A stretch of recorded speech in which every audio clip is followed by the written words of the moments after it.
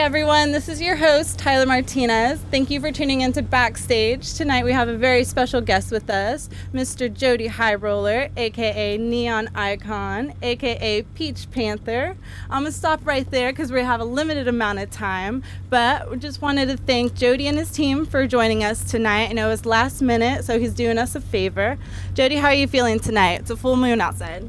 Pretty good, It's Versace Teen Wolf. I'm 19 in vampire years.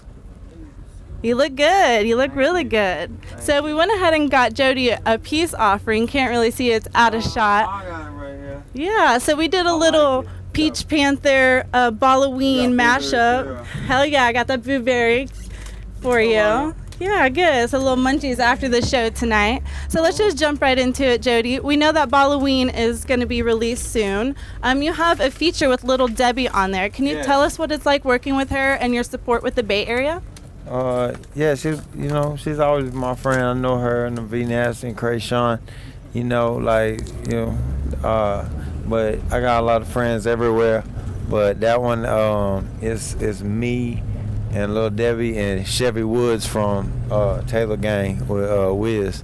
So, that one's fire. Yeah, that was one of the dopest tracks. It was one of the singles, yeah. Yes, I'm really excited for that. Me and her ain't did a song in a couple years, so this is a perfect project. This project is my biggest album. To me, it's my biggest album because it's all the tracks that I wanted to go on an album.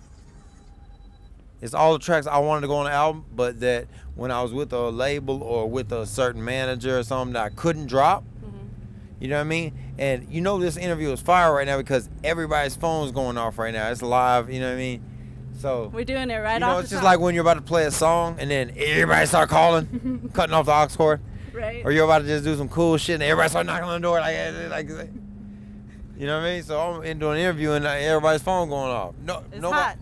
Nobody's phone been going off all day, but right now, hotline. You got that fire. What can I say? All right. So how does it feel as an artist you just said with Balloween, you got to have all the tracks that you wanted on this album. How does that feel as an artist to just put what you want? I feel like going back to my natural self, you know what I mean? Like, artists is based off of creativity, you know what I mean? And then phones are based off of press and play while people doing interviews, you know what I'm saying? And also make sure when somebody's doing an interview, make sure never put your phone on silent. Never. Just so you get your, you know what I mean? We want to hear all your ringtones. Just turn it up loud. Like, you know what I mean? Make sure we want to hear all that, you know what I mean? So. All right, well, we're going to cut to this segment called Fan Mail. We have a special guest named Rochelle who tuned into your Instagram and wrote you a message. So if you could just reply to her. Hey Riff Raff, my name's Rochelle and I'm from Austin, Texas. I'm super excited for Balloween. I just want to know, how do you come up with your eccentric rap verses and how has that impacted the rap industry? So are you gonna play the video? Yes, sir, we're gonna overlay it. Yeah, I mean, I come up with my eccentricness based off of I pull sixes and my son kissed a lot. You know what I mean? You dig what I'm telling me? Pipe. Getting wavy over here. I got you. You know what I mean? I pull the syrup from my slice. I pull codeine off my pumpkin spice. You know what I mean? You got the main thing about October is you always want to get them pumpkin candles, get them lit.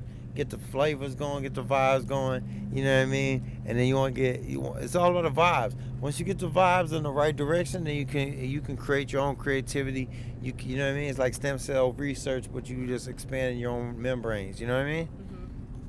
Very good. Well, last question. People tend to not understand people who push the envelope and try to do something different. Do you think that has hurt your style? Do you think your style has hurt or helped you in the music industry? Here's the thing about being an artist. If you have to try to switch your style to try to keep up with the genres, keep up with the Joneses, keep up with the Al Caponeses, you know what I mean? You're trying to keep up with other people or keep up with what the time and date is, then you're always gonna be a backup singer. I feel like I've always been a trendsetter. regardless if people like me or love me or not. You know what I mean? I can rewind to when I was in Texas, and I wasn't doing. I was, you know, I'm from Houston, I'm from there, and I wasn't doing shows, texts, you. Next thing you know, I'm moving. I'm in California. I'm in Maryland. I'm in Cleveland. I'm selling out 3,000 people opera stage in Australia. I'm a household name now, but yet I've never had a song that's on the radio. You know what I mean? I think if I ever listened to anybody else, I'd be foolish. If I listened to everybody else, I wouldn't be who I am.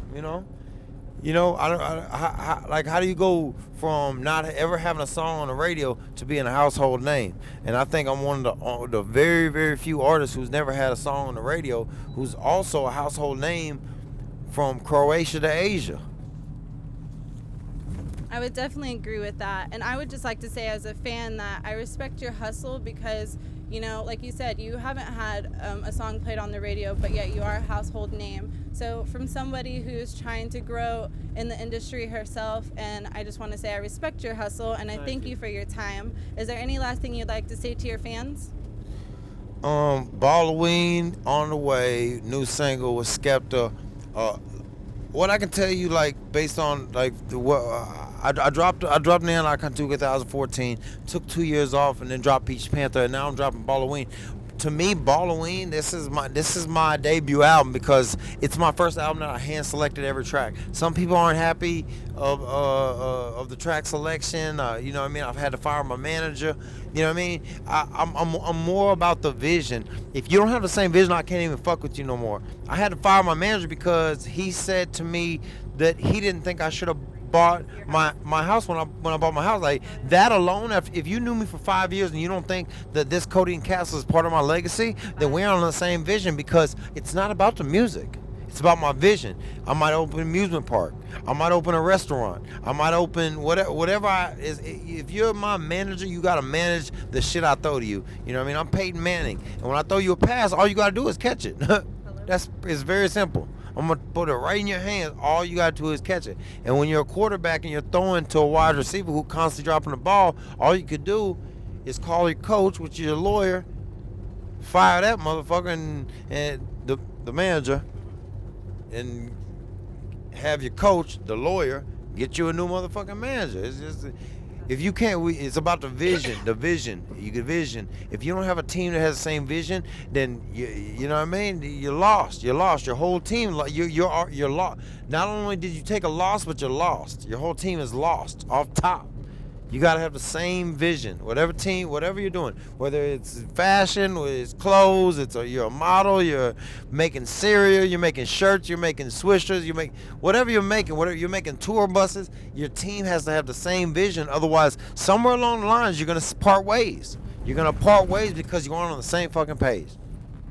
Thank you. I actually really needed to hear that right now with my brand, so I really thank you for that. All right, everyone, thank you for tuning in. Thank you again, Jody High Roller, for interviewing with us at Backstage. We'll catch you next time. Watch your boy swoop lane to lane in the coupe. Drop, excuse me for dropping my top. Drop my top on a Porsche.